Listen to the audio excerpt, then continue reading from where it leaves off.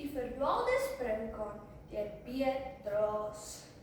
Ou tante sprinkaan, sy spring so ver, sy spring tot by die môrester. En toe? Vra die ster. Niemand verbaas. Wat is dan miskien jou haas? Ag, soos dit nie, sê die snaakse ou ding. Dis niks van die aarde wat ek vir jou bring. Niks?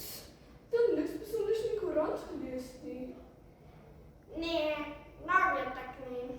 En sy spring van daar tot op die maan. Is jy nou mal? Vra die maan verskrik. Jy is glad verdwaal. Jy moet rondmik. Dit wys jou net hoe onseker alles is. Sy spring mooi, die hele groot aarde mis. En waar sy nou is, kan niemand my sê, maar ek glo nie, daar's iemand wat haar wil hê.